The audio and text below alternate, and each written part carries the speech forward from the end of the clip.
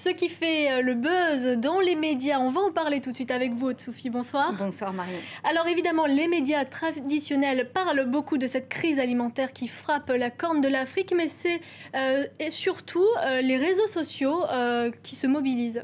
Voilà, alors sur la toile on trouve beaucoup d'articles, notamment sur la réunion qui s'est tenue hier au siège de l'Organisation pour l'alimentation et l'agriculture de l'ONU, comme sur le site Global Post que je vais vous montrer, des articles qui finalement soulignent beaucoup que cette réunion n'a débouché sur rien, uniquement sur des déclarations de bonnes intentions, aucun calendrier, aucune décision. Il faut pourtant 2 milliards de dollars selon l'ONU pour les victimes de la sécheresse. Alors, pour récolter des fonds, les humanitaires font appel aux nouveaux médias à leur disposition et notamment aux réseaux sociaux. Et par exemple, si sur Twitter, vous entrez le hashtag, c'est-à-dire le mot-clé Horn of Africa, Corne de l'Afrique, vous trouverez tout un tas de témoignages de travailleurs humanitaires qui appellent aux dons, qui appellent à la diffusion d'informations sur Facebook, sur Google+. Ils se servent donc beaucoup de ces nouveaux médias. Et c'est le cas, par exemple, de Christopher Tiddy. Il travaille pour l'UNICEF dans le camp de Dadaab, dans le nord du Kenya. Et il y décrit sur son Twitter des scènes terribles. Il a vu des enfants, par exemple, âgés de 3 ans, peser seulement 5 kilos. Internet, c'est aussi le moyen choisi par des réalisateurs pour diffuser leurs documentaires destinés à lever des fonds. Le documentaire s'appelle Dadaab, Get There or Die Trying. En gros, allez-y ou risquez votre vie pour l'atteindre. On va regarder un extrait.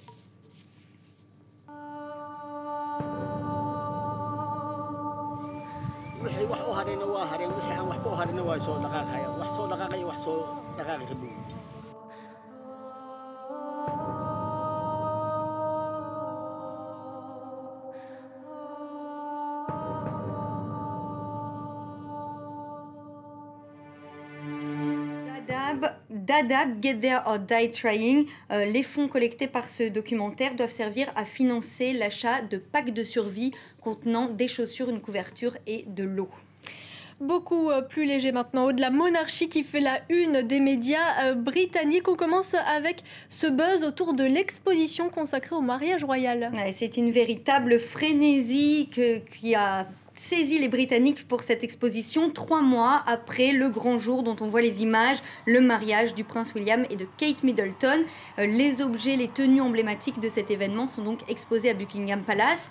Le billet coûte environ 17 livres, environ 20 € pour s'offrir une part du rêve british. 600 000 billets ont déjà été vendus, un engouement que nous relate le Daily Mail. Alors, qu'est-ce qu'on peut voir dans cette expo? La tiare Cartier aux 1000 diamants prêtée par la reine Elisabeth, une réplique du gâteau à étage, une réplique du bouquet de la mariée, mais surtout la robe, la fameuse robe de Kate de chez Alexander McQueen. Et si les visiteurs ont hâte de la voir, la reine-mère, elle, a eu droit à une visite en exclusivité avec la jeune mariée. Et on nous dit qu'elle n'a pas vraiment apprécié la présentation de la robe. C'est ce que dit Grazia. La reine a jugé horrible et même terrifiante, creepy, c'est le mot, la mise en scène, l'apparition, vous le voyez, un peu fantomatique du mannequin revêtu de la fameuse robe, mais dépourvu de tête, a, semble-t-il, surpris la reine Elisabeth. Des rois sans tête, on n'aime pas trop ça dans la monarchie. Toujours en Grande-Bretagne, dans la famille royale, le père, le prince Charles, qui est également au cœur d'un buzz médiatique. Alors, ce qu'il faut savoir pour bien comprendre ce buzz, c'est que le prince Charles est très adepte de la médecine alternative, acupuncture aux herbes, homéopathie, chiropraxie. Il en vante souvent les mérites et il a même une ferme biologique qui vend sa production en grande surface. Et vous le voyez dans cet article, un professeur de médecine réputé en Angleterre a accusé le prince Charles d'être un charlatan. Il dénonce la supercherie de ses produits alimentaires, ne reposant selon lui sur aucune base scientifique. C'est assez rare en Grande-Bretagne de critiquer la famille royale.